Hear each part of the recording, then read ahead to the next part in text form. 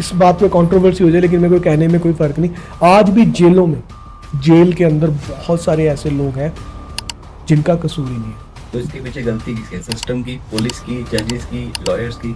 आगे एसएचओ साहब हैबोवाल थाने की बात थी, थोड़ा सा लगा रखी थी उन्होंने, और थोड़ी सी बहस बोनी हो गई। कहते सरपंच साहब तुम सीधा जाओ, इन्हें बिठा दो। समझ क्या हुआ ना, चांदा कि नहीं चांदा, उनको भेज दिया, सिर से पकड़ा, नीचे फेंका, फिर इसके ले गए लॉयर को। क्यों एक टेररिस्ट का केस इतना लंबा चलता है जबकि टीवी में साफ दिखा देते हैं कि इसने ये क्राइम किया है? क्यों एडवोकेट भी उसको डिफेंड करने में लगे होते हैं? मीडिया कैसे साबित कर सकता है कि उसने ऐसा किया है? जैसे आपके पास कोई क्रिमिनल आता है, आपको पता है कि उसने क्राइम किया है, फिर भी आप उसका केस डिफेंड करते हो क्यों? नहीं, वकीलों की भी होती है मॉरल वैल्यूज कोई। अगर आपके ऊपर केस है, आपकी फैमिली को पुलिस उठा के लेके जाती है, तो जिस पुलिस वाले ने उसको उठाया है उसके ऊपर उसको किडनैप करके रखने का केस दर्ज हो सकता है। समझने की साइड डिवोर्स कैसे होता है? अगर वाइफ बोलती रहती है मेरे को डिवोर्स चाहिए, हस्बैंड बोल रहा है मेरे को नहीं चाहिए, वो उसके ऊपर केस है कि उसने अपनी माँ को मार के, उसका गला काट के और उसने बेड के बॉक्स में डाल दिया। तो पुलिस जब किसी को कस्टडी में लेती है तो उसके पास लीगल राइट्स होते हैं कि वो उसको टॉर्चर कर सकती है। Sir freedom of speech and expression, इसका हर एक आदमी को अधिकार है, तो इसको आजकल दबाया नहीं जा रहा। आज भी बहुत सारे लोग हैं जिनकी सजा पूरी हो चुकी है, लेकिन उनके पास ये नहीं पता कि मैं उसको बाहर कैसे आऊँ। अगर आदमी के पास पैसा नहीं है, उसकी वाइफ अच्छा कमा रही है और वो चाहता है कि मैं उससे पैसा लूँ, मेंटेनेंस लूँ, तो हमारे पास प्रोविजंस है हिंदू मैरिज एक्ट में, आप लगा के ले सकते हो। अगर पुलिस एफआईआर करने से मना कर दे तो नेक्स्ट स्टेप हमारा क्या होना चाहिए? एक दोषी है जो जेल में रह रहा है, वो भी इलेक्शन कंटेस्ट करता है, तो आपके हिसाब से ये होना चाहिए? एक जज के पास 2 गनमैन, 1 गनमैन ऐसा होता है, और एक सिंपल सा लीडर जो बाहर से यहाँ आया वो 100-150 गनमैन लेके घूम रहा है, तो कहाँ से फैसिलिटीज पूरी करनी है? लिव इन में रहना लीगल है। अगर किसी पुलिस रेड के दौरान होटल के अंदर लड़का और लड़की पकड़े जाते हैं एडल्ट है वो, तो उनके भी लीगल राइट? पुलिस के सामने जब कोई स्टेटमेंट रिकॉर्ड होती है तो उसकी भी कोई वैल्यू नहीं रहती जज के सामने। पुलिस के सामने एक्सेप्ट की गई बात कोर्ट में मायने नहीं रखती। हेलो दोस्तों, आज का एपिसोड बहुत खास होने वाला है क्योंकि आज हमारे साथ है एडवोकेट डॉक्टर गौरव अरोड़ा, जो कि एक क्रिमिनल लॉयर हैं और इसके साथ साथ वो पंजाब पुलिस के अंदर एक्स असिस्टेंट लीगल ऑफिसर भी रह चुके हैं। इस पॉडकास्ट में हम बात करेंगे divorce, alumni, freedom of speech and expression, और साथ ही साथ आपके उन लीगल राइट्स के बारे में बात करेंगे जिससे कि आप कोर्ट और कचहरी के चक्कर से बच सकते हैं।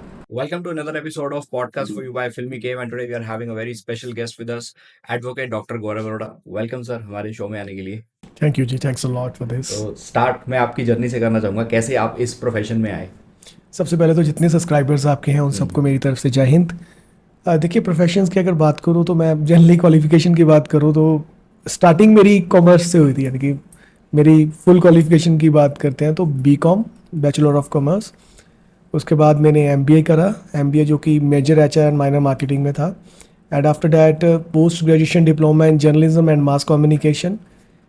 उसके बाद मैंने एलएलबी करा था, और इसके साथ ही एलएलबी के साथ ही मैंने सर्टिफिकेट्स ऑफ ह्यूमन राइट्स, ये इग्नू से डिप्लोमा था, और डिप्लोमा इन एएनसीआर, और लास्ट में मैंने अभी डॉक्टरेट अपनी कंप्लीट करी है।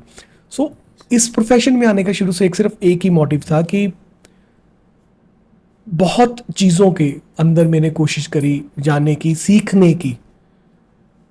अपनी ज़िंदगी में 5 पॉइंट्स के ऊपर मैंने काम किया। एजुकेशन पे डॉक्टरेट कर ली, स्पोर्ट्स पे, स्पोर्ट्स में मैं 7 टाइम स्टेट चैम्पियन हूँ, 3 टाइम नेशनल चैम्पियन हूँ, 1 टाइम वर्ल्ड ब्राउन्ज मेडलिस्ट हूँ, 1 टाइम जूनियर एशिया चैम्पियन हूँ। पुलिस में एक्स पीबीआई ऑफिसर हूँ। पुलिस में मैंने पंजाब ब्यूरो ऑफ इन्वेस्टिगेशन में एज अ ऑफिसर, एक गवर्नमेंट जॉब मैंने काम किया, उसके बाद मैंने रिज़ाइन दे दिया। मीडिया में मैंने एज अ न्यूज़ एंकर भी वर्क किया। तो इन सब में एक चीज़ मुझे बड़ी कॉमन लगी कि लोगों को अपने राइट्स नहीं मिल रहे। मैं एक पोस्ट पे था, मैं एक जगह पे था, मुझे मिल रहे हैं, मेरे पास डंडा है, मैं चला रहा हूँ। What about the common peoples? वो लोग अपने राइट्स कैसे लेंगे? तो वो एक थोड़ा सा टर्निंग पॉइंट था मेरा। तो उस टर्निंग पॉइंट ने मुझे लॉ प्रोफेशन में भेजा। लॉ प्रोफेशन में गया, मेरे पास लोग आते थे, अभी भी आते हैं। मतलब सॉरी, कई बार बड़ा फील होता है, मतलब बंदा इमोशनल भी हो जाता है कि ऐसे लोग हैं जिनको आज तक लॉ की पूरे राइट्स ही नहीं मिल पा रहे। उनके साथ इस तरह से धक्के हो रहे हैं कि वो अपने आप को ऐसा फील कर रहे हैं कि मैं कुछ कर ही नहीं सकता। और बहुत सारे लोगों को तो आपने देखा होगा कि लॉ की वजह से उनको उनका राइट्स ना मिलने की वजह से कुछ लोग सुसाइड करी जा रहे हैं। कुछ लोगों की अच्छी चीजें उनके पास है, प्रॉपर्टीज है, वो कुछ ऐसे लोग होते हैं उनसे प्रॉपर्टी छीन के ले जाते हैं, झूठे केस में फंसा देते हैं। आज भी मैं इस बात में कंट्रोवर्सी हो जाए लेकिन मेरे को कहने में कोई फर्क नहीं, आज भी जेलों में, जेल के अंदर बहुत सारे ऐसे लोग हैं जिनका कसूर ही नहीं है। लोग अपने लीगल राइट्स ही नहीं जानते हैं। यस, अगर आप कहते हो कि जानते हैं तो वो किसी के पास जाते हैं तो उनको या तो उस प्रॉपर उस वे में बताया नहीं जाता, या उस राइट की वजह से जिसकी वजह से उनको जेल में रहना पड़ जाता है, झूठे केस से बाहर निकलना नहीं हो पाता। आज भी बहुत सारे लोग हैं जिनकी सजा पूरी हो चुकी है लेकिन उनके पास ये नहीं पता कि मैं उसको बाहर कैसे आऊं। नहीं तो आपने इतने प्रोफेशंस चेंज किए हैं, तो आप इसके ऊपर कोई काम कर रहे हो देखिए, अलग मैंने से? प्रोफेशन चेंज, ये तेरी स्टार्टिंग्स की बात कर रहा हूँ आपको, जब से मैं यहाँ पर आया हूँ 2014 से, जब से लॉ की तरफ गया, प्रोफेशन चेंज। उसके बाद सिर्फ मैंने अभी पुलिस जॉब करी थी, वो भी मैंने सिर्फ कुछ मंथ्स करी है ताकि मैं उससे और बेटर तरीके से, मैंने एग्ज़ाम दिया, एग्ज़ाम दे के मैंने देखा कि मेरे पास ये कैपेसिटीज़ हैं, क्या मैं लॉ के एग्ज़ाम्स में जो मेरे के सीखा है वो मैं कर सकता हूँ, वो करा। पुलिस के में गया, जॉब करी, जिसमें बहुत सारी चीज़ें सीखी जो अल्टीमेटली मेरे प्रोफेशन में ही काम आनी थी, वो उन लोगों के लिए काम आनी थी जो मेरे या तो क्लाइंट्स हैं या जिनके लिए मैं काम कर रहा हूँ, जो जिनके लिए उनको राइट्स दिलाने की कोशिश कर रहा हूँ। नहीं, आप सोशली कुछ कर रहे हो फिर लोगों को जागरूक करने के देखिए, लिए मेरी legally एक rights के एनजीओ लिए? है CIT 2011 से, Okay. बेसिकली 2010 से रजिस्टर्ड है वो। तो हमारा काम ही वही है, ऐसे लोग जिनको उनके राइट्स की वजह से नहीं मिल पा रहे, जो कानून की पैसों की वजह से नहीं कुछ पा रहे, तो ऐसे लोगों की हेल्प करनी, फिर चाहे उनको कोर्ट केसेस की तरफ से हो जाए, कोई कैंप्स की वजह से हो जाए, इस तरफ से हो जाए। तो ये काम सारे उसी में ही आते हैं कि जितना मैंने सीखा है जी। अगर मैं किसी के लिए बांट दूंगा, ये नहीं मैं कहता कि मैं सारे केसेस फ्री करता हूँ, ऑब्वियस है, मेरा प्रोफेशन है, मैं करता हूँ, पैसे बिल्कुल, लेता हूँ। और बिल्कुल। कुछ लोग ये भी बोलेंगे शायद कमेंट्स में, बहुत ज़्यादा पैसे बहुत लेता ज़्यादा। हूँ, मेरा काम है। हाँ, जिनके पास नहीं है उनके लिए फ्री भी लड़ता हूँ, क्योंकि अल्टीमेटली जिस मोटिव के लिए मैं आया था इसमें, कि जो लोगों को नहीं मिल पा रहा और बेचारे वो लोग कहीं और जा भी नहीं पा सकते, उनके लिए मेरा काम आज भी चल रहा है। तो आपने बोला हजारों लोग या बहुत सारे लोग ऐसे हैं जो अभी भी जेल में हैं, तो इसके पीछे गलती किसकी है? सिस्टम की, पुलिस की, जजेस की, लॉयर्स की? देखो, हर एक चीज़ का अपना एक अलग वैल्यू है, अलग अलग पहलू भी है। गलती ये होती है कि, माफ करना लेकिन मैं बोल रहा हूँ, डंडा जिसके पास है ना वो अपना काम करवा जाता है। अब दो बंदों में लड़ाई हो गई, अब उसकी गलती ना भी हो, अगर उसको पता है कि मेरे लिंक्स हैं या मेरा कुछ है, वो उस पर FIR करवा देगा। अब पहले जिसके ऊपर FIR होगी वो ढूंढे जाए, धक्के खाए। अब वो अगर तो नॉन अवेलेबल और अवेलेबल दो ऑफेंसेस होते हैं। अवेलेबल मींस में जिसमें मौके पे बेल हो जाती है, फिर आपको पुलिस स्टेशन में जाके बेल मिल जाएगी, और एक आधा सेक्शन ऐसा जिसमें नॉन अवेलेबल मिल गया, और नॉन अवेलेबल अगर लग गया तो मौके पे उसकी अरेस्ट होगी। अब उसके घर वालों में से लेट्स सपोज कोई और आई नहीं जो उसके लिए भाग सके, तो वो क्या होगा, उसको जेल भी जाएगा। अब हर एक सेक्शन अपने लिए एक अपनी आप में एक बहुत बड़ी चीज है। आपके सामने मैं खड़ा हो गया, मैं अभी पुरानी IPC की बात करूं, सामने खड़ा होकर मैंने आपका वैसी बात करके रोक लिया आपको रास्ते से, वो 341 बन गया। मैंने आपको जोर से बोल दिया या गाली निकाल दी या वैसे बोल दिया, तेरे को देख लूंगा, वो 506 बन गया। मैंने आपको धक्का दे दिया ऐसे ही, वो 323 बन गया। अब 323 ऐसे ऑफेंसेस के लिए मेडिकल की भी जरूरत नहीं है। अब आप तो एक बार में बिल्कुल पकड़े गए ना, राइट। तो बस ऐसी चीजों में ही है। तो वो सिस्टम कह लो, या सभी सिस्टम के बुरे लोग नहीं है, अच्छे लोग भी हैं। अगर तो उसके पास आए तो वो बच जाते हैं, वो दोनों को कॉम्प्रोमाइज करवा के भेज देते हैं। अगर किसी बुरे के पास आ जाए, आपको पता है ये 5 फिंगर्स आर नॉट सेम, अगर बुरे के पास उसने बोला चल मेरा पैसा बन गया, शाम को जाता है जाए। जेल्स में जो आप बता रहे हो कैदी ऐसे हैं उनकी सजा पूरी हो चुकी है, तो जुडिशरी कोई उनको लॉयर नहीं प्रोवाइड करती जो उनकी हेल्प करे? वैसे तो लीगल एड्स ऑफिसर्स बने हुए हैं, वहाँ पे जाते हैं, वहाँ पे होता है कि आप उनसे लॉयर ले सकते हो, जी। लेकिन उसके लिए भी वो आगे चीज़ें कई बार नहीं बंदा कर पाता, जिनको नहीं नॉलेज होती। अब बंदे के पास कुछ भी नहीं है, लेट्स सपोज के घर वाले कोई पॉइंट नहीं है, अब मैं केस फाइट कर रहा हूँ, वो उसके ऊपर केस है कि उसने अपनी माँ को मार के उसका गला काट के और उसने बेड के बॉक्स में डाल दिया। अब कंप्लेंट करवाई उसके भाई ने, उसके फादर मौके पे नहीं थे, तो उसके फादर नेक्स्ट डे बॉडी को उसने आइडेंटिफाई कर लिया। अब मेरे पास ये केस किसी के थ्रू आया, भी सर भी प्लीज़ इसका आप देखो, इसके आगे पीछे कोई भी नहीं है। तो जब मैंने केस पढ़ा तो फ्रॉम द फर्स्ट साइड मेरे को लगा यार बड़ा ब्रूटल सा मर्डर है, गला प्रॉपर काट दिया, बेड में डाल दिया। फिर उसकी बहुत अच्छी तरह से मैंने उसकी फाइल पढ़ी, देखा यार नहीं, बहुत सारी चीज़ें हैं, लेकिन अब तक इसमें कुछ हुआ क्यों नहीं। वो लड़के का नाम मुनीश है, वो केस मेरे पास जो है। तो वो जब अपनी पेशी के लिए आया तो जिस बंदे ने मेरे सर भी एक बार आ जाओ, वो भी कोर्ट में आया हुआ, आप मिल लो। तो मैंने उससे मिला, उससे 2-3 बातें पूछी, मैं नहीं यार ये बंदा गलत फंस गया, ये ठीक है। अब ना उसकी, अब उसका भाई उसके अगेंस्ट हो गया, मदर का उसका ऑलरेडी मर्डर हो गया, फादर ऑब्वियस है कि वो बेचारे इतने बुजुर्ग हैं उसके, अब उसके पीछे आएगा कौन, कोई भी नहीं, कोई भी कुछ नहीं कर पाएगा। बिल्कुल। तो अल्टीमेटली उसका केस अभी चल रहा है, लास्ट मोमेंट हमने आर्ग्यूमेंट कर दी है, and with the God grace अगर चाहा तो शायद वो बरी भी हो जाएगा इसमें। लेकिन थिंग वो ही आ गई, अगर उसको पढ़ेंगे नहीं, उस पर प्रॉपर करेंगे नहीं, वो कोर्ट के अंदर, अब उसमें क्या था, उम्र कैद या फांसी, मर्डर था अल्टीमेटली। अब और इंटरेस्टिंगली चीज़ें ये थी कि जो जो चीज़ें उसमें बरामद हुई, अब उसमें एक आरी बरामद होगी, पुलिस कहती है ये इसके अंदर एक केस प्रॉपर्टी है, इसने बरामद करवाई है जी आरी। अब मेडिकल में उसका जो गला कटा हुआ है वो आ रहा है शार्प वेपन से, तीखा बिल्कुल सीधे तौर पे, जो आरी है वो धीरे वो धीरे। मैंने डॉक्टर से क्वेश्चन पूछा, मैंने कहा सर भी क्या एक आरी से ऐसा कट लग सकता है शार्प, उसका जवाब आया कि नहीं। तो फिर वो इसका मतलब वो प्लांटेड था, वो आरी उसकी मिली थी। लेकिन अगर वो केस उसी अकॉर्डिंगली लड़ा होता है या जाता है या कोई भी होता है, या चलो मेरी भी गलती हो जाती है, किसी की भी हो जाती, वो तो गया। अब इसको आप सिस्टम कह लो, इसको आप सिफारिश कह लो, इसको आप कुछ भी कह लो, I have no word for this, but आप समझ सकते हो ये चीजें हैं। जैसे आपके पास कोई क्रिमिनल आता है, आपको पता है कि उसने क्राइम किया है, फिर भी आप उसका केस डिफेंड करते हो, क्यों? इसमें 2 चीजें हैं, क्रिमिनल है, बड़ी जल्दी हम उस पर बना देते हैं वो क्रिमिनल है। अब एक रिसेंटली केस हुआ था अपनी वाइफ को मारने का, बाद में वो सिविल हॉस्पिटल गया, मैं नाम नहीं लूंगा किसी का भी, वो सिविल हॉस्पिटल गया और अपने आप को दिखा दिया कि मेरे को मार दिया और मेरी वाइफ को मार दिया, मैं बच गया, मेरे को चोटें लगी हैं। बाद में पता चला उसने अपनी वाइफ को मारा एंड गर्लफ्रेंड के साथ मिलकर ये वो। अब सबने प्लान कर लिया कि कोई इनका केस नहीं लेगा, बिल्कुल।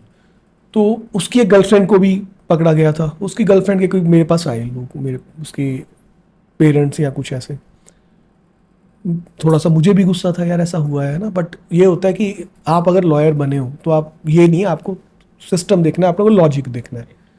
तो मैंने देखा, मैंने उसका केस लिया, उसकी गर्लफ्रेंड जिसको बोला था उसको, उस लड़की का। अब मेरे को बड़े लोग मिले आके, लॉयर्स भी मिले, कुछ भी, आप यार बहुत केस लेते हो, बड़े पैसे कमाते हो, क्यों ये केस ले रहे हो, ये इट्स अगेंस्ट द लॉ है, मतलब अगेंस्ट द सोसाइटी। तो मैंने कोर्ट में भी ये बोला, मैंने बाहर भी ये बोला, ना लड़की मौके पे है, ना मारने वालों में से है, ना जो उसके बंदे थे उनको पैसे देने में है, ना पैसे लेने में है, ना उसका कोई ऐसा प्रूफ है कि उसने कभी ये बोला हो कि भाई इसको मार दे, मैं तेरे साथ हूं। और सबसे बड़ी बात तो उसकी एंगेजमेंट हो रखी है, अप्रैल में उसकी शादी है, प्रूफ उसकी शादी के, उसकी एंगेजमेंट के, एवरीथिंग इज देयर। अब जिस लड़की के 1 महीना पहले बाद शादी है, वो क्यों बोलेगी किसी को मार दे।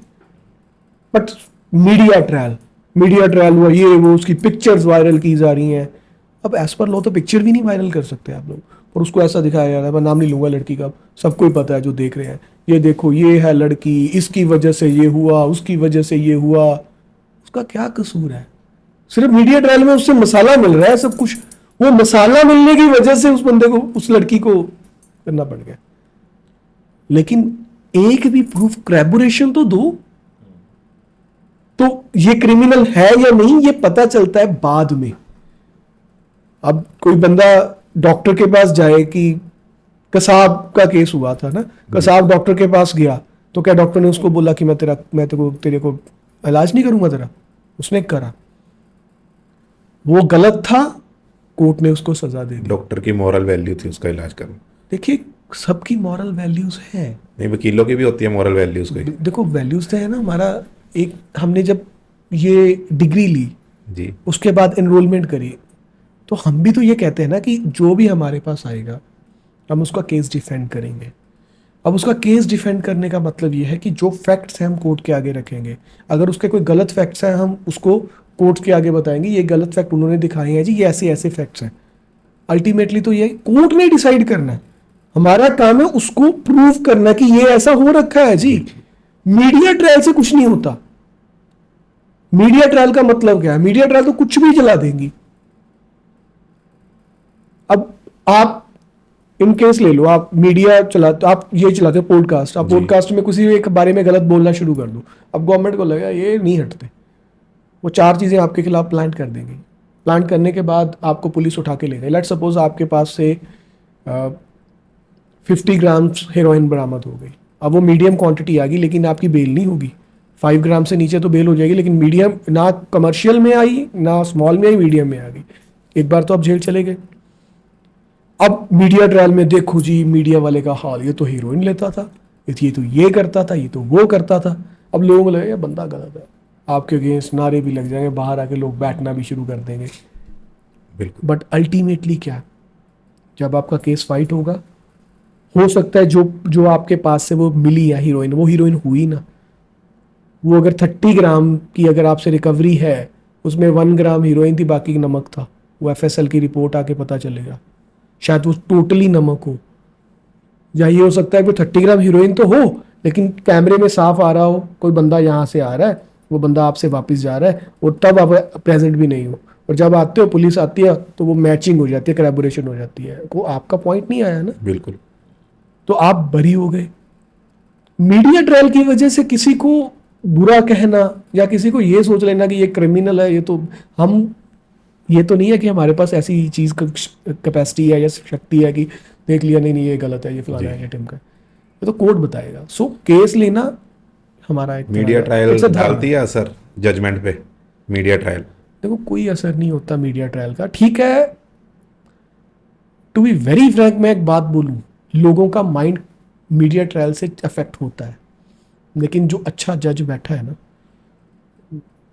जो जज को पता है कि जिसको अच्छी प्रैक्टिस जज की है, वो वहाँ पे टाइम लगा रहा है, उसको फर्क नहीं पड़ता।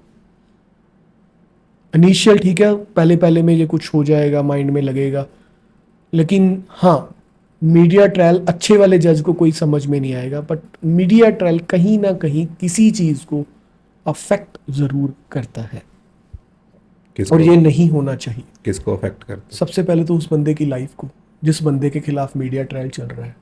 सोचो वो कितना टूटता होगा, बहुत ज़्यादा। एक दिल्ली में केस हुआ था, वो उसको लड़की ने थप्पड़ मारा और बोला मुझे छेड़ रहा है, बूढ़े लोगों ने उसके खिलाफ कमेंट्स कर रहे। मैं वही इंस्टा पे उसकी पूरी इंटरव्यू आ रही थी, मैं सुन रहा था, मतलब लिटरली मैं भी बड़ा इमोशनल सा हुआ उसमें। तो उस बंदे ने, लेकिन वो डटा रहा, उसने सारा करा, इवन कि फिर उसने फाइनली डेफेमेशन डाली और प्रूव हुई कि वो लड़की गलत थी। तो अल्टीमेटली क्या, उस बंदे की पहली वैल्यूज क्या गई? अच्छा वो इंटरव्यू मैंने देख ली, ठीक है, लेकिन जिसके माइंड में वो अभी भी चल रहा होगा ना, वो बंदा उसके माइंड में दरिंदा होगा बिल्कुल। कि इसने गलत किया, इसने गलत किया। ये है मीडिया ट्रायल। तो पुलिस जब किसी को कस्टडी में लेती है तो उसके पास लीगल राइट्स होते हैं कि वो उसको टॉर्चर कर सकती है? देखिए जी, एक केस है Arnesh Kumar versus state of Bihar. Arnesh Kumar versus state of Bihar. मैं कहूँगा कि ये केस हर दुनिया में हर एक बंदे को पढ़ना चाहिए, और ये कंपलसरी हर पुलिस वालों के लिए, जजेस के लिए, सबके लिए कंपलसरी भी है। इसमें क्या है कि जब भी बंदे को कस्टडी में लिया जाता है तो ये राइट्स हैं उसके, ये राइट्स के अकॉर्डिंगली उसको ये चीज़ें करनी है। क्या उसको अपनी यहाँ पर पूरा नेम क्लियर होना चाहिए, उसको उसकी फैमिली जो है उनको बताना ज़रूरी है, किसको बताया उसकी डिटेल ज़रूरी है, उसकी मेडिकल एग्जामिनेशन करानी ज़रूरी है, उसको उसके पसंद का लॉयर लेके आना ज़रूरी है। सो ये सारी चीजें, मतलब पूरे पॉइंट्स लिखे हुए हैं इस पे स्टेट ऑफ बिहार अर्निश कुमार पे। उसको 24 आवर्स के अंदर अंदर कोर्ट के अंदर पेश करना जरूरी है। सो अगर कोई ऐसी कस्टडी में लाकर मारपीट की जाती है किसी के साथ तो वो इलीगल है, और बहुत सारे पुलिस वालों के ऊपर केसेस भी हुए हैं, सजा भी हुई है। कस्टडी में लेकर इंटेरोगेशन, जब आप रिमांड ले लेते हो, तो रिमांड का मतलब भी ये नहीं होता पीट दूं मार दूं, इंटेरोगेशन होती है उसकी, इंटेरोगेशन आप करो। लेकिन आपको पता है कि यहाँ पे क्या किया जाता है क्या नहीं किया जाता, उस पर क्या है कि मेडिकल में चीज़ें नहीं आती। एक किस्सा आपके साथ शेयर करता हूँ। कांग्रेस गवर्नमेंट के टाइम की बात है। हमारे एक लॉयर थे, अब वो कनाडा चले गए, 2 भाई हैं, एक चला गया एक यहीं है। तो वो अभी जो रूलिंग पार्टी है, तब वो डिस्ट्रिक्ट लीगल प्रेसिडेंट था या कुछ ऐसा था, तो किसी के साथ चला गया भी, चल भी सरपंच कहता चलो मेरे साथ चलो भी, ये मसला हुआ है, वो चला गया। तो वो आगे SHO साहब हैबोवाल थाने की बात थी, थोड़ा सा लगा रखी थी उन्होंने, थोड़ी सी बहस बोनी हो गई। वो कहता सरपंच को, सरपंच साहब तुम सीधा जाओ, इन्हें बिठा दो। सरपंच क्या हुआ ना, चांदा कि नहीं चांदा, उनको भेज दिया, सिर से पकड़ा नीचे फेंका, खड़ीस के ले गए लॉयर को। उसका भाई ने करा, उसके भाई को ले गए। दिवाली का दिन था, पूरे कपड़े उतारे, पीटा, बहुत बुरी तरह से पीटा। अब ये जो चीजें जो खुद उस लॉयर ने खुद बताई, ये वीडियो भी है। उसके बाद पीटने के बाद उसके कपड़े उतार के रखे, फिर थोड़ी देर बाद उसको कपड़े दिलाए। अब जो उसने बताया लॉयर्स की मैं बता रहा हूँ कि उसकी फिर उसके बाद SHO की कोई नॉन आई, वो भी पुलिस पे इंस्पेक्टर थी, वो भी अभी इसी में है। कहता देखो ऐसे ऐसे हुआ, कहता तेरे को तो पीटना नहीं आता। फिर उसके कपड़े उतरवाए, फिर उसको पीटा उस लेडी ऑफिसर ने। और मैं पॉडकास्ट में बोल नहीं सकता कैसे पीटा, बोल ऐसी चीजें भी करी उसके साथ। तो सुबह उसके ऊपर FIR दर्ज करी कि इसने मतलब पुलिस वाले की वर्दी फाड़ दी, उसको अरेस्ट दिखा दी। उसका मेडिकल करवाया, मेडिकल में कुछ नहीं आया, उसको थाने लेके आ गए। अब उस टाइम पे जब की मैं बात कर रहा हूं, जो अब रूलिंग पार्टी के कैबिनेट मिनिस्टर है, वो तब लुधियाना में प्रैक्टिस करते थे। मेरे भी अच्छे दोस्त हैं, उनके भी अच्छे दोस्त हैं। वो भी उसकी सिफारिश के लिए रात को गए थे, उसको भी भगा दिया गया था। तब वो एक नॉर्मल पर्सन थे, है तो वो स्टेट के कुछ मतलब था उसके पास डेजिग्नेशन रूलिंग पार्टी का ही अभी वाला, क्योंकि तब कांग्रेस की गवर्नमेंट थी तो रूलिंग पार्टी को ज्यादा कुछ लगता भी नहीं था कि कभी पार्टी आएगी, तो उसको भगा दिया। तो सुबह होते तक सभी लॉयर्स में पता चल गया, वो उनको पेश किया उन्होंने, तो हम सारे चले गए, लॉयर्स भी यार इकट्ठे हो गए। वो बंदा बड़ा ऐसे चल रहा है, हम सब पहुंचे जज के पास। अब जज भी अंधा थोड़ी है, देखता तो है ही है, ठीक है। अब आगे से है भी लॉयर्स को पकड़ा हुआ, तो सबने बताया कि ये जो हुआ, मौके पे हमने बेल भी लगा दी। तो जज ने भी देखा यार ठीक है, बेल एक्सेप्ट हुई। तो हमने लिखाया कि इसको इसी तरह से विद द प्रोटेक्शन नया मेडिकल करवाया जाए। तो डॉक्टर तो जब बोल दिया जज साहब ने कि करवाओ, अलाउ कर दिया। जब नया मेडिकल हुआ, 3-4 तो फ्रैक्चर्स आई, इंजरीज आई, और पता नहीं कहां कहां पे चोटें आई। उसके बाद जाके उस बंदे पे FIR हुई। तो आप ये समझ सकते हो कि FIR बाद में हो गई, तो ऑन ऑफ द रिकॉर्ड ये चीजें जरूर होती है कि पीट दिया, कर लिया, करा लिया।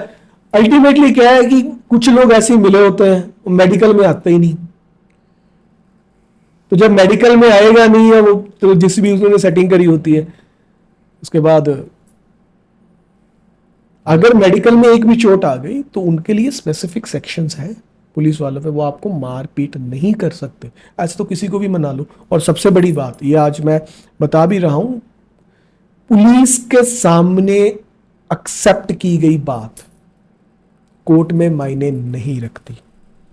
हमारा पुराना इंडियन एविडेंस एक्ट था जो अभी चेंज हो गया, उस पर सेक्शन 25, सेक्शन 26 यही चीज़ों के बारे में बात करता है कि आप पुलिस के सामने कोई कन्फेशन दे रहे हो तो वो वैलिड नहीं है, कोई भी लाइन बता रहे हो तो वो वैलिड नहीं है। पुलिस के सामने जब कोई स्टेटमेंट रिकॉर्ड होती है तो उसकी भी कोई वैल्यू नहीं रहती जज के सामने।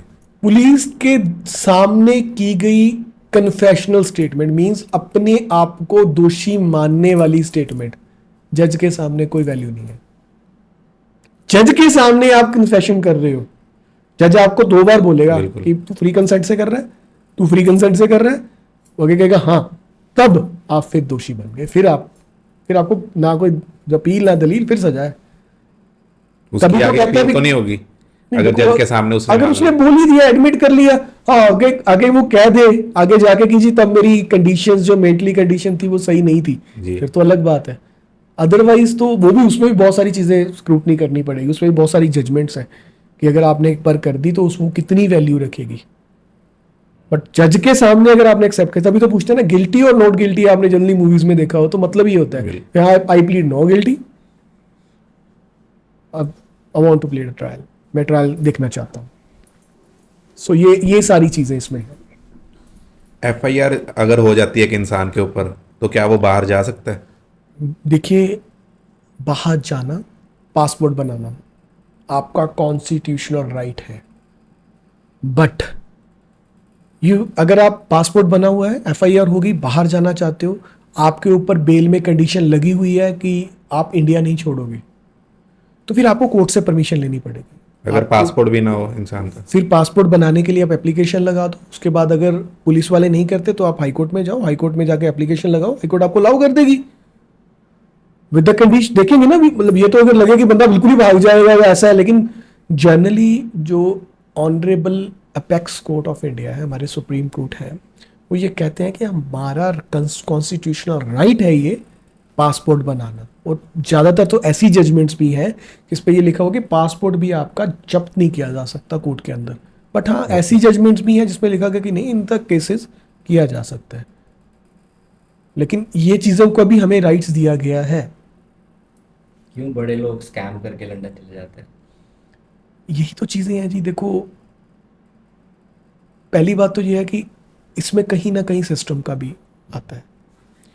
सही टाइम पर उनके ऊपर सही जो कार्रवाई है वो नहीं होती। मैंने आपको स्टार्टिंग में क्या बोला कि मैंने यहाँ पे आने का मोटिव क्या था। जिसके हाथ में डंडा है वो तो बल्ले बल्ले, डंडे की सरकार। ठीक है, वो तो आराम से कर ले। इसके हाथ में नहीं है, वो मर गया। अब वो स्कैम करते हैं, टाइम पे FIRs ऐसी चीज़ें नहीं होती। अब जैसे मैंने आपको बता दिया कि कई केसेस में ऑनरेबल सुप्रीम कोर्ट की जजमेंट्स हैं कि ये केसेस ज़रूरी है, ये भाग जाएगा, तो इसका पासपोर्ट आप ले लो, तो उसमें लेते हैं। एक ऐसा केस भी आया था, मैं उसको पूरी डिटेल्स भी आपको बता दूंगा। उस पर यह बात बोली गई थी कि पुलिस वालों को कि आप इसका पासपोर्ट ले लो और कोर्ट के अंदर डिपॉजिट करवाओ, इनको डायरेक्शन दी थी। पुलिस वालों ने टाइम से नहीं लिया, वो चला गया। फिर उसके बाद जो गिल्टी ऑफिसर्स थे उनके ऊपर भी कार्रवाई हुई। So it's depend upon the things कि कैसे उसको हैंडल किया जाता है। तो जो बाहर System. चला गया उसको वापस नहीं लाया लिया सकता? जा सकता है जी, लेकिन उस गवर्नमेंट के साथ, उस कंट्री के साथ हमारी कैसी है, उस कंट्री के साथ कैसी ट्रीटीज़ हैं, वो चीज़ें बहुत मायने रखती हैं। क्योंकि नहीं तो फिर अगर वो बाहर नहीं गया, यहीं कहीं है, डाउट है कि बाहर लुकआउट नोटिस जारी हो सकता है उसके खिलाफ। अब वो बाहर चला ही गया है, अब लेके ही आए हैं। कई बार मलेशिया से हम कई टेररिस्ट को लेके आए हैं, Recently थाईलैंड देखा से भी कई टेररिस्ट को लेके आए हैं। जिस कंट्री के साथ हमारा है वो दे देते, अब किस कंट्री के साथ नहीं है वो कहता जाओ भाई। लंदन ही क्यों प्रेफर करते हो? देखिए, ब्रिटिश अपना एक अलग वे में चलता है। वो कई बार नहीं, वो कहते हैं कि ठीक है आप करो, कोर्ट में बहुत सारी चीज़ें मिल जाती हैं, असाइलम मिल जाती हैं। अब देखो ना, अब यूरोप कोई बंदा डोंकी लेके चला जाता है, आजकल बड़ा फेमस है नाम डोंकी का। बिल्कुल। अब यूरोप में जो जर्मन है वो बड़ी इजीली असाइलम को एक्सेप्ट कर लेता है। वहीं आप स्विट्ज़रलैंड चले जाओ, स्विट्ज़रलैंड नहीं करता जल्दी एक्सेप्ट। नॉर्वे चले जाओ, नॉर्वे नहीं करता। ऐसे भी बड़ी सारी चीज़ें हैं। अब अमेरिका बहुत जल्दी करता था, असाइलम बहुत जल्दी मिल जाती थी आपको। धीरे धीरे धीरे धीरे वो ख़त्म हुई, वापस कर रहे हैं। कनाडा, अब कनाडा में भी लोग असाइलम बहुत ज़्यादा एक्सेप्ट करते थे। मैं लास्ट टाइम कनाडा गया था तो मुझे कुछ बहुत सारे लोग मिले, यार आप लॉयर हो, आप हमें ये लेटर लिख कर दे दो। एक हमने काउंसलर से बना दिया, वो दोनों लेटर लिख के आगे असाइलम लगा देते थे। बस ठीक है, फिर आगे तब तक केस चलेगा वहाँ पर, तब तक है, अगर पास हो गया तो फाइनल वहाँ पे पक्के। तो ये चीज़ें हैं, ट्रीटीज कंट्रीज़ के बीच में कैसी है और क्या है, उसी अकॉर्डिंगली चीज़ें मायने रखती हैं। डिवोर्स के ऊपर बात करते हैं। आजकल बहुत ट्रेंडिंग में डिवोर्सेस, लोग डिवोर्सेस की पार्टीज कर रहे हैं आजकल। तो आदमी के भी कोई राइट्स होते हैं? बिल्कुल है जी। जैसे वुमेन्स के पास राइट्स हैं, आदमी के पास भी हैं। बट ये कह सकते हो कि वुमेन्स के राइट्स यहाँ है, आदमी के राइट्स यहाँ है, बट यहाँ है है। इनके पास भी। ठीक है। समझने की बात है, करने की बात है। अब लोग कहते हैं कि आदमी से औरत जो है, जो वाइफ है, वही पैसा लेते हैं। नहीं, अगर आदमी के पास पैसा नहीं है, उसकी वाइफ अच्छा कमा रही है और वो चाहता है कि मैं उससे पैसा लूँ, मेंटेनेंस लूँ, तो हमारे पास प्रोविजंस हैं हिंदू मैरिज एक्ट में, आप लगा के ले सकते हो। There is clear provisions over there. But मतलब हाँ, एक आदमी भी एलुमनी ले सकता है। बिल्कुल जी, उसमें मेनली तो मेंटेनेंस होगी सेक्शन 24 के अंदर, उसके पास राइट है। तो अल्टीमेटली तो कोर्ट ने ये बोला है ना, स्टैंडर्ड ऑफ लिविंग दोनों की इक्वल होनी चाहिए। अब कुछ लोग तो ये भी बोलते हैं कि अगर वो लड़की जॉब कर रही है, हस्बैंड चाहे जितना मर्जी कमाता हो, तो वो पैसा मेंटेनेंस ले ही नहीं सकती। नहीं, ले सकती है। जॉब करने से ऐसा कुछ नहीं होता। सामने वाले का अगर हस्बैंड का लिविंग स्टैंडर्ड वैसा है जिसका वुमेन का नहीं है, तो वो मैच करने के लिए, वैसा लिविंग स्टैंडर्ड देखने के लिए वो मेंटेनेंस ले सकती है, चाहे वो खुद कमाती है या नहीं कमाती है। Same in that case of husband, कि हस्बैंड कुछ भी नहीं कमा रहा, उसकी वाइफ कमा रही है, तो वो उनसे ले सकता है मेंटेनेंस। कोर्ट में प्रोविजंस है, लेकिन हमें बताया ही नहीं जाता। हमें तो जो दिखाया जाता है कि कोर्ट में, यार ठीक है, अब मर गए कहे, फैमिली को, सभी की सभी फैमिली को एक जगह पे टाई पे बांध लिया मान लो। अब डोमेस्टिक वायलेंस एक्ट का एक केस होता है कोर्ट के अंदर, सारी फैमिलीज को बीच में इन्वॉल्व कर लिया जाता है। बिल्कुल। प्रोविजंस है, क्लियर है। आप कोर्ट के अंदर देखो कि किस ग्राउंड पे बनाया गया है। एक आता है उसमें घर पे रहना, हाउस होल्ड, ठीक है, जी। जहां आप कहते हो कि घर पे एक तरह का जो जितने बंदे रहते हैं उसका रिलेशन। अब लेट सपोज उसकी बहन को उसके जीजे को बना दिया। अब शेयर हाउस होल्ड नहीं है। शेयर हाउस होल्ड एक बहुत इंपॉर्टेंट टर्म है डोमेस्टिक वायलेंस एक्ट में। अगर शेयर हाउस होल्ड में वो बंदा जिसका नाम लिखा है वो नहीं रह रहा, तो एक simple application for dismissal the complaint क्वा द पिटिशनर जिसको हमने लगाया वो लगा दो, उस बंदे का नाम निकल जाएगा। इवन कि ऐसे कई केसेस भी हुए जिनमें सिर्फ वेग एलिगेशंस, स्पेसिफिक नहीं है, वेग एलिगेशन, जिसने मारा था, जिसने पीटा था, कोई डेट नहीं, कोई कुछ नहीं, उस पर भी डिसमिसल की एप्लीकेशन लोगों बंदे निकल रहे हैं, निकलते हैं। Even Supreme Court number of judgements में ये बोलती है कि बहुत सारे केसेस देखने को मिले हैं जिसमें नाम जो घर वालों का इसलिए लगा दिया जाता है कि उनको एक ही रस्सी में के साथ में बांध दिया जाए, लेकिन ऐसे लोगों की जो एप्लीकेशंस हैं वो डिसमिस की जाए, उसका नाम निकाला जाए, तो वो होता है उसमें। और ऐसे केसेस हो भी जाते हैं, तो मतलब बहुत सारी चीज़ें हैं जिसमें फिर वो वाइफ के खिलाफ भी अगर उसने गलत कुछ लिखा है, तो मान लो उसने अपनी चीज़ें इनकम इशू वाली, तो 340 की एप्लीकेशन लग जाती है। उल्टा जिसने केस किया है वाइफ ने, उस वाइफ के खिलाफ ही एप्लीकेशन लग जाती है और उसको कोर्ट के अंदर बेल लेनी पड़ जाती है। तो केस तो उसने लगाया पर उसने झूठ बोला, बहुत सारी चीजें छुपाई। बंदे ने क्या किया, 340 सीआरपीसी, पुराने एक्ट की बात कर रहा हूँ, now it has been change to new law. वो लगाते हैं, वो प्रूव करते हैं कि ये चीजें गलत है, खत्म। तो जो मेंटेनेंस या एल्यूमिनी है, तो वो क्या उसकी आईटीआर के अकॉर्डिंग डिसाइड होती है, कैसे डिसाइड? देखो, आज सुप्रीम कोर्ट ने कहा हुआ है कि कोई भी केस में एसेट और लायबिलिटी का सर्टिफिकेट लगेगा, एफिडेविट लगेगा दोनों पार्टीज का, चाहे वो वुमेन है चाहे वो मैन है, मतलब वाइफ और दोनों। अब उन दोनों में लिखा होता है कि वो कितना कमा रहे हैं, कितना नहीं कमा रहे हैं, कितनी उसकी आईटीआर है, 3 साल की आईटीआर उसके साथ अटैच हो, 2 या 3 साल का उसका अकाउंट स्टेटमेंट अटैच हो। फिर भी कई बार हमने देखा है कि वाइफ जो है, अभी फिलहाल हम वाइफ की बात करें, वाइफ जो है वो अपनी इनकम छुपा लेती हैं, चीज़ें छुपा लेती हैं। बस ये अगर पता चल जाए, ना सिर्फ केस डिसमिस होता है बल्कि उसके ऊपर क्रिमिनल कार्रवाई भी हो जाती है कोर्ट के अंदर झूठ बोलने की। फिर बेल लो, फिर जो हाथ में किसने लगाया था केस, उल्टा खुद पे पड़ गया केस। ऐसी चीज़ें हैं। और उसके अलावा भी अगर वो अडल्ट्री में रह रही है किसी के साथ में, तो भी मेंटेनेंस नहीं लग सकती। अगर वो किसी और आदमी के साथ रह रही है और ये प्रूव हो जाता है कि वो अडल्ट्री में है, तो उसमें साफ तौर पर लिखा गया है, पुराना 125 था, अब नया 144 है, तो 125 ऑफ सीआरपीसी, 144 ऑफ बीएनएसएस में ये साफ लिखा हुआ है कि नहीं लग सकता। मोर ओवर अगर वाइफ जानबूझकर अपने घर पे नहीं आ रही, बिना किसी रीजन के अपने हस्बैंड के साथ रहना ही नहीं चाहती, तो भी मेंटेनेंस कोर्ट जो है वो खारिज कर सकता है उसके। तो ये सारी चीज़ें कॉमन है, लॉ सबको पता होने चाहिए मुझे लगता है। अगर है तो सबके लिए लॉस है, बट समझने की बात है। साइडेड डिवोर्स कैसे होता है? अगर वाइफ बोलती रहती है मेरे को डिवोर्स चाहिए, हस्बैंड बोल रहा है मेरे को नहीं चाहिए, तो उस केस में कैसे होता है? उस केस में बड़ा सिंपल सा तरीका है। आप एप्लीकेशन लगाओगे हिंदू मैरिज एक्ट के सेक्शन 13, आगे फिर 1A में लगा दो या जैसे भी। और वो किस बेस्ड पे होता है, वाइफ अगर लगा रही है तो वो अगर कहती है कि मेरे साथ क्रुएलिटी हो रही है। अब क्रुएलिटी की कोई लैंग्वेज नहीं है, कोई उसकी डेफिनेशन नहीं है। Cruelty is very vast. Cruelty mental भी हो सकती है, क्रुएलिटी फिजिकल भी हो सकती है। वो अगर कोर्ट के अंदर प्रूव कर देती है कि मेरे साथ क्रुएलिटी हुई है, तो वन साइडेड डिवोर्स जो मैंने आपको बताया वो हो जाएगा। अगर ये प्रूव कर देती है कि मेरे हस्बैंड ने मुझे छोड़ दिया है, डिजर्ट कर दिया, मेरे को भगा दिया मेरे घर से, या अब वापस ही नहीं लेके आ रहा, तो भी हो सकती है। अगर झूठा कोई केस हस्बैंड के ऊपर पड़ गया और वो बरी हुआ है, उस पर वाइफ की वजह से पड़ा था, वो भी ग्राउंड हो सकता है हस्बैंड के लिए डिवोर्स लेने के लिए। हस्बैंड भी क्रुएलिटी के बेस पर डिवोर्स ले सकता है अपनी वाइफ से, वन साइडेड डिवोर्स। अडल्ट्री में रह लिया तो भी ले सकता है डिवोर्स। तो this all are the things, दोनों के पास राइट्स है। अब अवेल कैसे करना है ये आपके ऊपर है। लिव इन में रहना लीगल है? लिव इन में रहना लीगल है, मतलब आजकल जो चल रहा है बिल्कुल लीगल है लिव इन में रहना? बिल्कुल लीगल है, बट बड़ा सोच समझ के रखना, क्योंकि मैंने ना एक वीडियो बनाई थी, उसका टाइटल मैंने कहा था प्यार किया तो शादी भी करनी पड़ेगी। तो उसका था कि अगर प्रॉमिस टू मैरी करी है, मैं तैसे शादी करूंगा, तब शादी करनी पड़ेगी। और आपने रिलेशन बना लिए ये बोलकर कि मैं तुझसे शादी करूंगा, और जानबूझकर आपकी इंटेंशन उसके साथ सिर्फ रिलेशन बनाने की थी, आपकी उसके साथ सिर्फ फिजिकल होने की थी, फिर आप 69 ऑफ BNS में गए, आपको जेल होगी। प्रॉमिस टू मैरी अब एक तरह का ऑफेंस है। मतलब अगर यही लड़की करे तो लड़की को जेल होगी, लड़की वादा करके अगर ना करे शादी?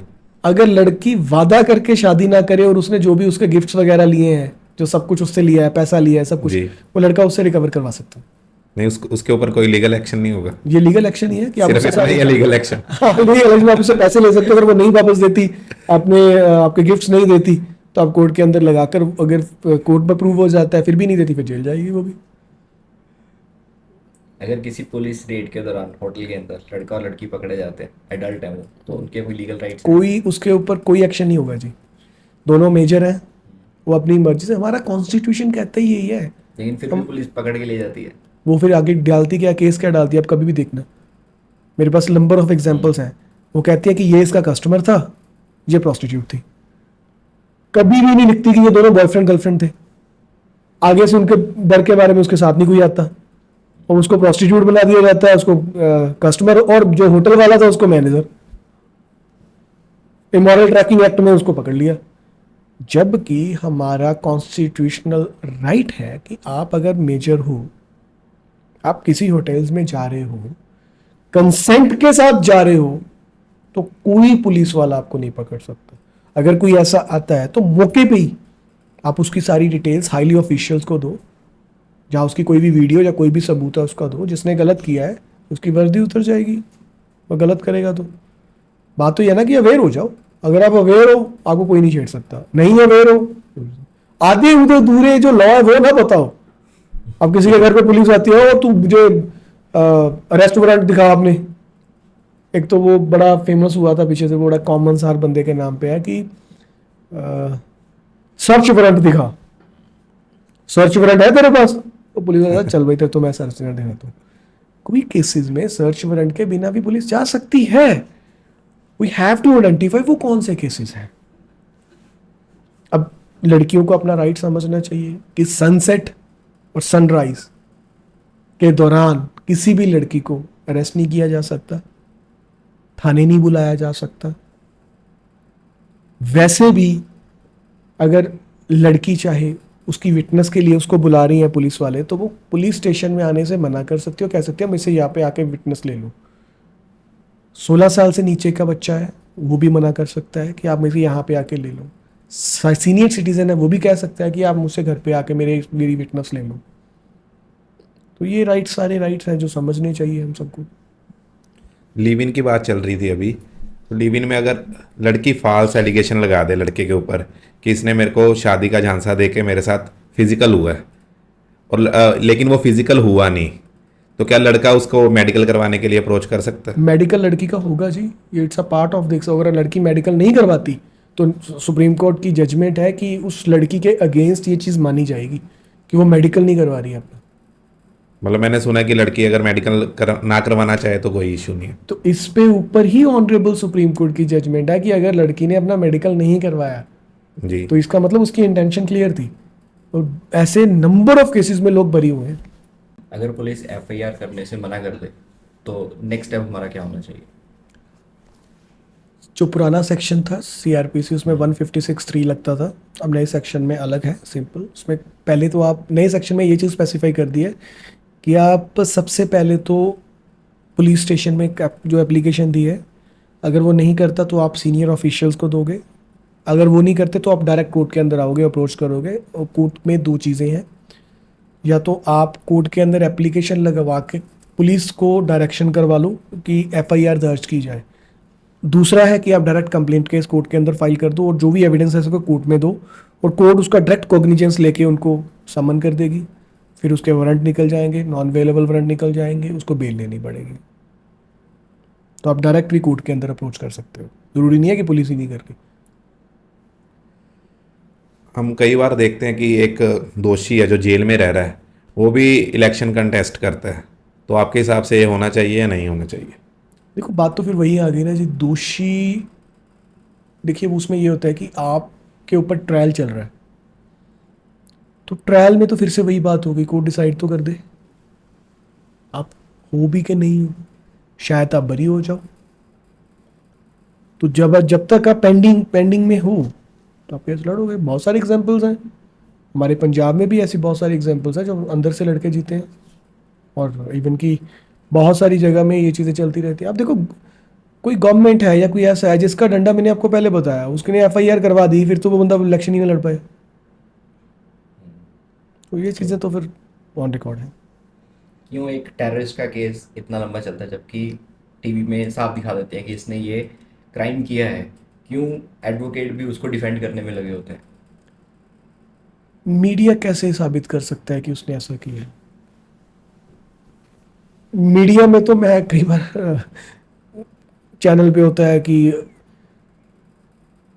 अमेरिका ने दी रशिया को धमकी, अगले दिन वो अमेरिका और रशिया इकट्ठे बैठे होते हैं कई बार, तो फलाने ने ये कर दिया, उसने ये कर दिया। तो मीडिया से नहीं, टेररिस्ट साबित करना कोर्ट का काम है। किसी को भी टेररिस्ट बना देना, ये तो सिस्टम फिर किसी को भी बना देगा। मैंने आपको पहले भी एक एग्जांपल दी थी, आपके बीच में कोई भी चीज़ मैं यहाँ से ढूंढवा दूँ, आपको तो उठवा तो लेगी ना पुलिस। अब टेररिस्ट की एग्जांपल क्या है, टेररिज्म क्या है, सबसे पहले तो हमें वो समझना पड़ेगा। अब किसी गवर्नमेंट के बारे में अगेंस्ट बोल दिया तो वो टेररिज्म थोड़ी हो गया। आप किसी के गवर्नमेंट के बारे में गलत बोल रहे हो तो आपको कह देंगे ये तो जी देश का गद्दार है, ये तो देश का वो है, उसका हटा के उसको जेल में डाल देंगे, तो वो टेररिस्ट बन गया। कोर्ट में लंबा चलने की बात ये है कि कोर्ट में एक का केस नहीं, बहुत सारे केसेस हैं जो उसको टाइम लगता है, ये एक तरह का बुरा काम भी है। लेकिन जजेस कितने हैं? अब सुप्रीम कोर्ट ऑफ इंडिया, हमारे जो ऑनरेबल सुप्रीम कोर्ट, उसमें 33 जजेस हैं एज पर माई नॉलेज, और 85 और 80 समथिंग हमारे पंजाब हरियाणा हाई कोर्ट में। अब पूरा पंजाब सारे डिस्ट्रिक्ट, जी। पूरा हरियाणा सारे डिस्ट्रिक्ट, उनके ऊपर वो 85 जजेस कितने केसेस लड़ लेंगे? पूरा पंजाब के डिस्ट्रिक्ट, हरियाणा के डिस्ट्रिक्ट, उसमें जुडिशियल मैजिस्ट्रेट फर्स्ट क्लास, उस पर एडिशनल सेशन जज, उसमें फैमिली कोर्ट्स, उस पर फास्ट ट्रैक कोर्ट्स, वो सारे कोर्ट्स में लाखों केसेस के ऊपर 85 जजेस। अब पहले तो वो लाखों केसेस वाले क्यों नहीं, अब जजेस की रिक्रूटमेंट भी चाहिए ना। अब एक सिविल जज का एग्जाम निकलता है JMIC का, उसमें 50% की एक कंडीशन होती है कि आपको 50% मार्क्स लाने होते हैं। बहुत सारे बच्चे ऐसे होते हैं, मान लो 150 निकले तो 50 बच्चों को तो फ्री में ही छोड़ दिया जाता है कि नहीं बैकलॉग में चले गए, सिर्फ 100 ने क्वालिफाई किया। अब उनकी मार्किंग ऐसी है क्योंकि उनको भी पता है कि फैसिलिटीज़ कैसे देनी है। मैं ऑफ द रिकॉर्ड बात कर रहा हूँ कि उनको पता है फैसिलिटीज़ कैसे देनी है ही नहीं। फैसिलिटीज़ तो सारी लीडर्स के पीछे लगी हुई हैं, 100 गनमैन एक एक बंदे को दे रखे हैं, उनको क्या देने हैं फिर? उनकी सिक्योरिटी क्या है? एक जज के पास 2 गनमैन, 1 गनमैन ऐसा होता है, और एक सिंपल सा लीडर जो बाहर से यहाँ आया वो 100-150 गनमैन लेके घूम रहा है। तो कहाँ से फैसिलिटीज़ पूरी करनी है?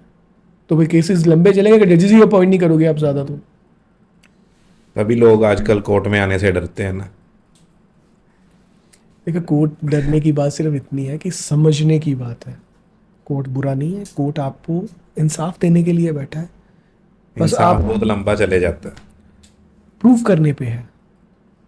इंसाफ हम तो कह देते हैं मान लो 3 दिन में आपको इंसाफ मिल जाए, वो आपके लिए तो इंसाफ हो गया जो आपके सामने वाला बंदा था। अब वो भी तो, अगर मैं उससे बात कर रहा होता तो उसके लिए भी तो यही, फिर वो इंसाफ नहीं हुआ ना, उसके लिए तो वो नुकसान हो गया। क्या पता वही इंसाफ चाह रहा हो। अब दोनों के इंसाफ का डिसाइड कैसे होगा? वो तो यही होगा कि जजेस ज़्यादा हों, उनको समझ आ जाए, उनको वो चीज़ें की प्रॉपर डॉक्यूमेंटेशन दी जाए, उसके बाद डिसीजन आ जाए। Sir freedom of speech and expression, इसका हर एक आदमी को अधिकार है, तो इसको आजकल दबाया नहीं जा रहा। अभी रिसेंट एक केस हुआ, कुणाल कामरा कॉमेडियन है, वो सटायर वे में गवर्नमेंट को क्रिटिसाइज़ कर रहे थे, तो उसके ऊपर अब FIR हो गई है। तो ऐसे में दबाया नहीं जा रहा इस अधिकार को हमारे। कॉन्स्टिट्यूशंस ऑफ इंडिया, हमारे संविधान का article 19(1)(a) freedom of speech की बात करता है, लेकिन हमें बहुत समझने की बात है। अभी मैं उस केस की बात तो नहीं करूंगा, लेकिन मैं ये कहूंगा जहां हमें फ्रीडम ऑफ स्पीच के बारे में बताया गया है, उसके साथ में एक रिस्ट्रिक्शन भी है। रिस्ट्रिक्शन ये है, आप किसी को डिफेम नहीं कर सकते, जी। आप ऐसी कोई स्टेटमेंट नहीं दे सकते जिससे दंगे भड़क जाए, आप ऐसी कोई स्टेटमेंट नहीं दे सकते जो किसी धर्म के खिलाफ हो। तो फ्रीडम ऑफ स्पीच को समझना बहुत ज़रूरी है, बोलने से नहीं। हमारे जो मैंने आर्टिकल आपको बताया, उस आर्टिकल में पढ़े, बड़ा चीज़ें बताई गई है। हाँ, अगर कोई गवर्नमेंट के बारे में बोल रहा है, वो अगर गवर्नमेंट के बारे में विद फैक्ट्स बोल रहा है और फिर भी गवर्नमेंट उसको उठा के अंदर कर देती है, तो फिर अगेन वही सिस्टम फेलियर है। फिर उसके खिलाफ तो ऑनरेबल कोर्ट में जब मर्जी आ जाए। हाँ, बट अगर आप आम आदमी के खिलाफ बोल रहे हो, किसी के भी, एक ऐसा इंसान या एक ऐसा धर्म या किसी को बोल रहे हो, तो आपके ऊपर डिफेम भी हो सकता है, आपके ऊपर स्पेशल सेक्शंस भी लग सकते हैं। तो फ्रीडम ऑफ स्पीच जो है वो प्रॉपर नहीं है, उसमें रिस्ट्रिक्शंस हैं। आप अपनी एक्सप्रेशंस को दो, बट ये नहीं भी आप न्यूडिटी फैलाओ, आप ये नहीं किसी के बारे में बोलो, ये नहीं किसी को डिफेम करो, ये नहीं किसी धर्म के बारे में बोलो। अगर कोई फेक नोटिस हमें भेजता है तो उस सिचुएशन में हमें क्या करना चाहिए? ऐसी बहुत सारी चीज़ें आजकल चल रही हैं। लोग क्या करते हैं, आपके ऊपर एक फेक लॉयर का नाम भी फेक लिखा होता है और फेक नोटिस लिखा होता है। तो सबसे पहले तो आप उसको प्रॉपर देखें, और उसको आपने कोई भी आपका अगर नोन है, लॉयर है, जहाँ उसके साथ अगर आप कंसल्ट कर सकते हो, तो उसको यूज़ दिखा दें कि भाई ये जेन्युइन भी है कि नहीं है। तो अगर वो फेक है तो उसको मुझे नहीं लगता ज़्यादा तवज्जो देनी चाहिए, और अगर आप चाहो तो उसके खिलाफ, जिसने ये फेक नोटिस भेजा है, पुलिस कंप्लेंट भी कर सकते हो। तो फैक्ट्स और जो चीज़ें केस में हैं वो देखनी बहुत ज़रूरी है, वो फेक है वाकई में या वो सही है। पर आजकल ऐसे फेक नोटिस बहुत सारे चल रहे हैं, तो पैनिक होने की ज़रूरत नहीं है। आप उसको नज़दीकी कोई भी आपका लॉयर है उसको दिखाकर चेक करवा सकते हो। एक एम्प्लॉयर एम्प्लॉयमेंट कॉन्ट्रैक्ट के अंदर आना चाहूँगा। कंपनीज एम्प्लॉयज़ को हायर करते हैं, उसमें एक कॉन्ट्रैक्ट साइन करवाते हैं जिसमें लेट से 3 मंथ्स का उन्होंने नोटिस पीरियड रख लिया, और जिसमें उन्होंने ये कर दिया कि 2 साल के लिए आप हमारे साथ बॉन्ड हो। इनकेस अगर वो एम्प्लॉय छोड़ के जाता है तो क्या कंपनी उसके ऊपर कोई लीगल एक्शन ले सकती है, या वो जस्ट एक नोटिस है कि उसका कोई वैलिड पॉइंट नहीं है कि हम उसको रोक नहीं सकते किसी एम्प्लॉय को? बंधवा मजदूर, मैं स्टार्टिंग ऐसे करूँगा। हमारा संविधान ऐसी कोई भी चीज़ को नहीं मानता, किसी को आप किसी भी चीज़ के लिए बाउंड नहीं कर सकते। हाँ, आपने उसके साथ एक कॉन्ट्रैक्ट किया, आपने उसको बोल दिया कि 3 मंथ्स आप छोड़ के नहीं जाओगे, अगर छोड़ के जाओगे तो आप मुझे जो आपकी सैलरी है वो वापस कर दोगे, वो इतने पैसे, हमारा जो नुकसान हुआ, जो ट्रेनिंग के ऊपर नुकसान हुआ, वापस कर दोगे। वो आपको पैसे वापस ले सकता है जो आप उसके ऊपर, जो आपने ऊपर लगाए हैं, बट डजंट मीन कि आपको बांध के रख लिया। आपको बॉन्ड नहीं किया जा सकता, किसी भी केस में नहीं किया जा सकता। तो अगर बांध के ही रखना लग गया तो फिर इसके मतलब वही हो गया कि ये आपको बंधवा मजदूरी करवाने लग गए, तो वो तो कब से ख़त्म हो चुकी है। तो ऐसा कुछ नहीं है, ये तो सिर्फ एक डर होता है कि आपको बाउंड करके रख लिया, बाहर से लॉक लगा देंगे या कुछ करने की कोशिश भी करते हैं। तो आपके थ्रू ये उनके लिए मैसेज है कि बाउंड नहीं किया जा सकता किसी एम्प्लॉय को। आप उससे सिर्फ और सिर्फ जो आपकी ट्रेनिंग का, जहाँ आप उसको सैलरी दिया, वो वापस ले सकते हो, वो भी जो आपका एग्रीमेंट में हुआ है। क्या पुलिस को ये भी राइट है कि वो एक्यूज के रिलेटिव्स को भी हरास कर सकते हैं? बिल्कुल नहीं, आजकल ये बड़ा चल रहा है ये भी, वो बात किसी की और उठा के किसी को ले जाते हैं। हमारे संविधान का आर्टिकल 21 हमें कहता है कि हमें बड़े, जो हमारी लाइफ एंड लिबर्टी है उसके तरीके से रहना है। तो ऐसा कोई पुलिस ऑफिसर करता है तो वो डिटेन करना माना जाएगा।